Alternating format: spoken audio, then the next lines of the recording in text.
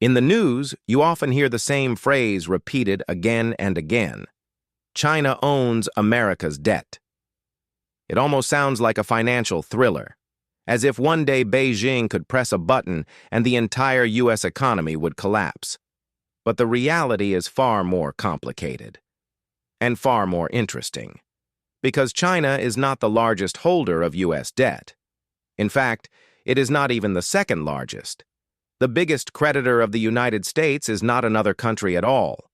It is Americans themselves, pension funds, investment funds, the Federal Reserve, and even government programs like Social Security. Today, the total national debt of the United States has surpassed $36 trillion. That is more than the size of the entire American economy. And if you look at that number in isolation, it sounds like a financial disaster. But once you start asking a simple question, who actually owns that debt, the story becomes one of the most fascinating paradoxes in modern economics. Because the country with the largest national debt in the world also issues what many investors consider the safest financial asset on the planet. And that is why governments, banks, and investors around the world have continued to buy U.S. debt for decades. In this video, we will explore who really owns America's debt, why much of it is actually held by Americans themselves, and why a system that appears so risky has managed to function for nearly a century. To understand who owns the U.S. national debt, we first need to understand how large that debt actually is. As of 2025 to 2026, the total national debt of the United States has crossed $36 trillion. That number is so large that it becomes almost impossible to visualize. To put it in perspective, if you stacked $1 bills to represent the entire U.S. debt, the pile would stretch millions of miles into space. Another way to understand the scale is to compare it with the size of the American economy. Economists often measure debt using a metric called debt to GDP ratio. GDP represents the total value of all goods and services produced in a country in 1 year. Today, the U.S. debt is roughly equal to or slightly larger than the entire American economy. At first glance, that sounds alarming. But here is where the story becomes more complicated, because the national debt is not a single block of money owed to one lender. Instead, it is divided into two completely different categories. The first category is called intragovernmental debt. This is money that the U.S. government owes to its own institutions. Programs like Social Security, federal retirement funds, and other government trust funds collect more money in taxes than they immediately spend. The surplus is then invested in special U.S. Treasury securities. In other words, part of the national debt is essentially the government owing money to itself. The second category is called public debt. This is the portion of the debt owned by investors outside the federal government. That includes banks, pension funds, investment funds, foreign governments, and private investors. This is the part of the debt that moves through global financial markets. And it is the portion most people are referring to when they talk about America's debt. But here is something many people do not realize. Only a fraction of this public debt is actually owned by foreign countries. In fact, the majority of it is still held inside the United States. Which leads to the next question. If most of the debt is not controlled by other countries, then who actually owns it? To answer that, we need to look at one of the most powerful institutions in the global financial system, the Federal Reserve. When people hear that the United States has more than $36 trillion in debt, they often imagine the country borrowing money from banks, investors, or foreign governments. But a large portion of that debt is something much stranger. It is money the U.S. government effectively owes to itself. This portion of the national debt is called intragovernmental debt. It comes from government trust funds that collect money over time and invest it in U.S. Treasury securities. The largest and most important of these funds is the Social Security Trust Fund. Every time American workers receive a paycheck, a portion of their income is taken as a payroll tax. Those taxes fund the Social Security system, which provides retirement income to millions of Americans. But there is an important detail. For many years, Social Security collected more money in taxes than it paid out in benefits. Instead of leaving that surplus money idle, the U.S. government invested it in special Treasury bonds. This means the Social Security system effectively lent money to the U.S. Treasury. In exchange, the Treasury issued bonds promising to repay the money in the future. Today, the Social Security Trust Fund alone holds several $trillions in U.S. government securities. But Social Security is not the only government fund involved. Other federal programs also hold Treasury securities, including federal employee retirement funds, military retirement systems, and various government trust funds. When you add all of these together, intragovernmental debt accounts for roughly $7 trillion of the total national debt. This creates a strange but important reality. Part of the U.S. national debt is not money owed to outside investors at all. It is simply the federal government promising to pay back money that belongs to its own programs. In other words, a significant share of America's debt represents future obligations to its own citizens. And this leads to one of the biggest financial paradoxes in the modern economy. The United States appears to owe enormous amounts of money, but a large portion of that debt is actually an internal accounting system within the government itself. The rest of the debt, however, is owned by investors around the world. And among those investors, one institution stands out above all others: the Federal Reserve. If one institution stands at the center of the global financial system, it is the Federal Reserve. Often called simply the Fed, the Federal Reserve is the central bank of the United States. Its primary responsibilities include managing inflation, stabilizing financial markets, and supporting the overall health of the American economy. But the Fed also plays another critical role in the story of U.S. debt. It is one of the largest holders of U.S. Treasury securities in the world. To understand how this happened, we need to go back to the financial crisis of 2008. When the global banking system nearly collapsed, the Federal Reserve launched an unprecedented policy known as quantitative easing, often shortened to QE. Under this program, the Fed began purchasing massive amounts of U.S. Treasury bonds and mortgage-backed securities from financial markets. The goal was simple: inject liquidity into the economy and prevent a deeper financial collapse. When the Federal Reserve buys Treasury bonds, it effectively becomes a lender to the U.S. government. The government issues bonds, the Fed buys them, and the money used to buy those bonds is created electronically within the banking system. Over time, this policy dramatically increased the amount of government debt held by the central bank. At its peak, the Federal Reserve held around $7 trillion in U.S. Treasury securities. This created one of the most unusual dynamics in modern economics. Part of the U.S. national debt is owned by the very institution that helps manage the American monetary system. In other words, the government owes money to a central bank that was created by the government itself. This leads to one of the most interesting financial paradoxes in the world. A country with the largest national debt on earth also has a central bank capable of purchasing that debt in enormous quantities. And during times of crisis, this system can act like a financial shock absorber. When markets panic, investors rush into U.S. Treasury bonds. When the economy slows down, the Federal Reserve can step in and buy even more of them. This is one reason why American government debt continues to function as a cornerstone of the global financial system. But the Federal Reserve is not the only buyer of U.S. Treasury bonds. In fact, the majority of those bonds are owned by American investors themselves. Pension funds, insurance companies, and large financial institutions all rely on Treasury securities as one of the safest assets in the world. And that brings us to the next piece of the puzzle. Who are the American investors financing the U.S. government? While the Federal Reserve holds a significant portion of U.S. government debt, it is far from the largest group of investors.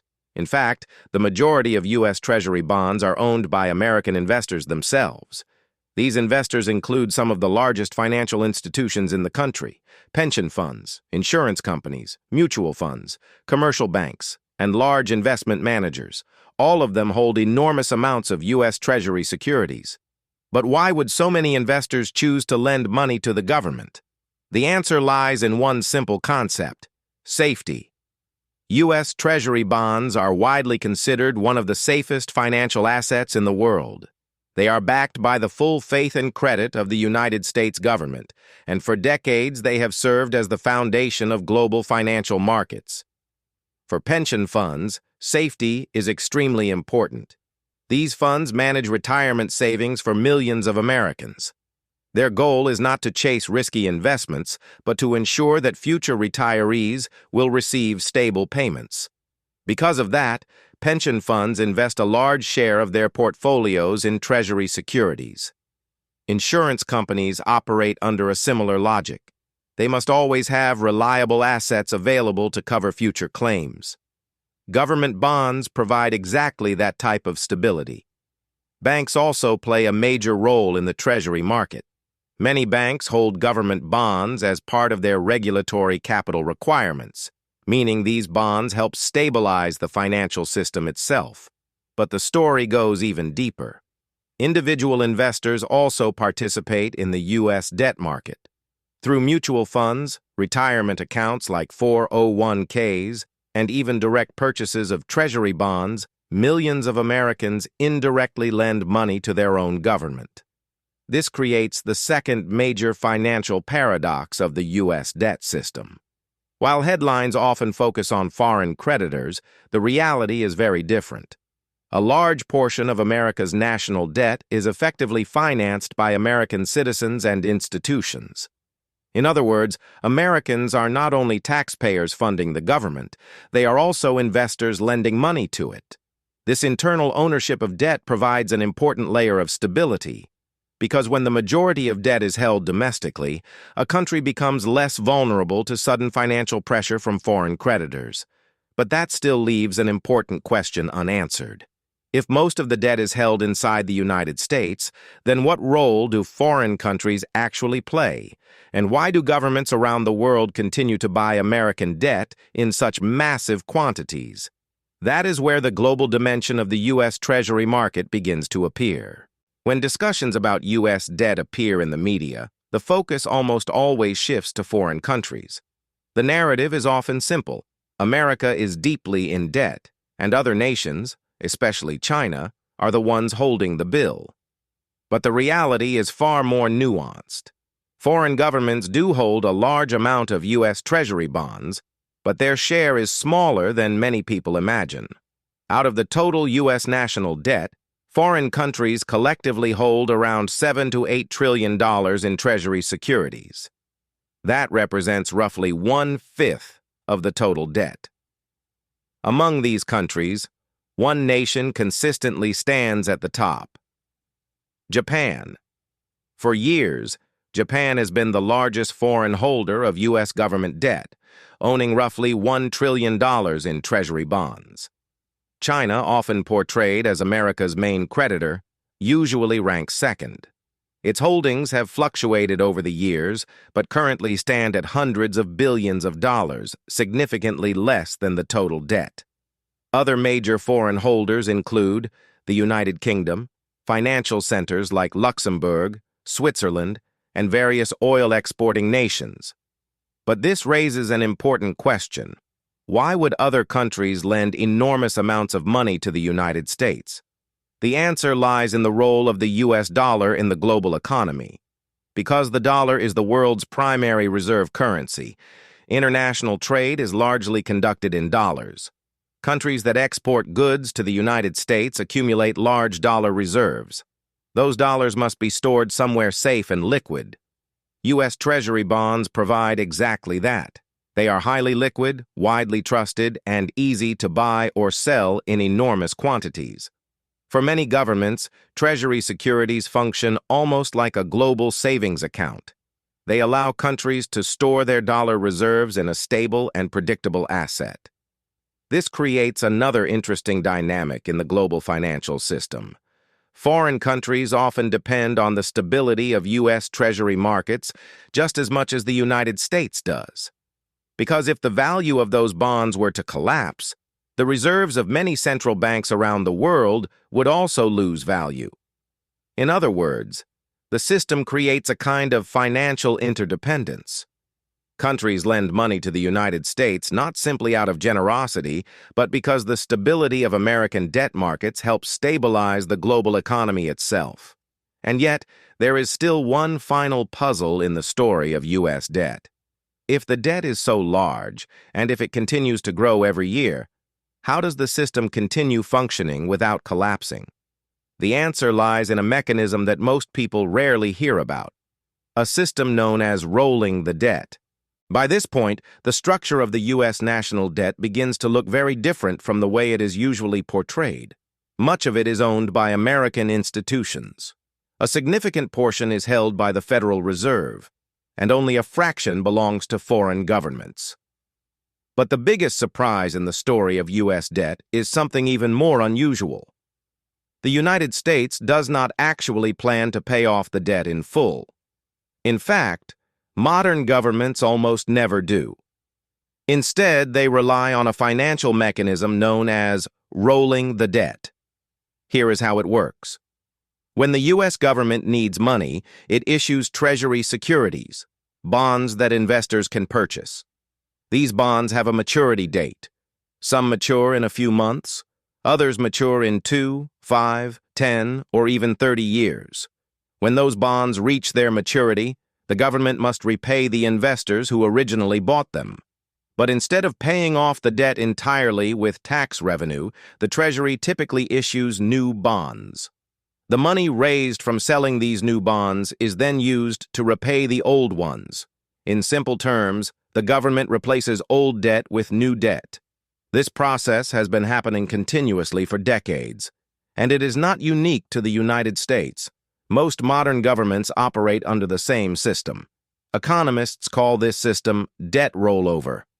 At first glance, it can sound alarming. It might seem like a country is trapped in a permanent cycle of borrowing. But the system works as long as two conditions remain true. First, investors must continue to trust the government enough to buy its bonds.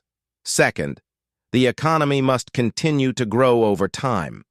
If economic growth expands faster than the debt grows, the system remains stable. And historically, this is exactly what has happened in the United States for most of the last century. This creates one of the greatest financial paradoxes in modern history. The country with the largest national debt on earth also operates the largest and most trusted government bond market in the world. During global crises, investors do not run away from U.S. debt. They run toward it. Money flows into Treasury bonds during financial crashes, wars, and economic uncertainty. In other words, the very thing that appears risky, massive government debt, has become one of the core foundations of global financial stability. And that leads us to the final question. If the U.S. debt system is built on trust, markets, and continuous refinancing, what does that mean for the future of the global financial system? At first glance, the numbers behind the U.S. national debt look terrifying. More than $36 trillion, a number so large that it seems impossible for any country to manage. But once you look deeper into the structure of that debt, the picture begins to change. A large portion of it is owned by American institutions, pension funds, insurance companies, banks, investment funds. Another major share is held by the Federal Reserve, the central bank responsible for stabilizing the financial system. And even programs like Social Security hold trillions of dollars in Treasury securities. In other words, a significant part of the U.S. national debt represents money that Americans owe to themselves. Foreign governments do hold U.S. debt, but their share is smaller than most headlines suggest. Countries like Japan, China, and the United Kingdom purchase Treasury bonds largely because the U.S. dollar sits at the center of the global financial system. And those bonds are considered one of the safest assets in the world. Which brings us to the final paradox.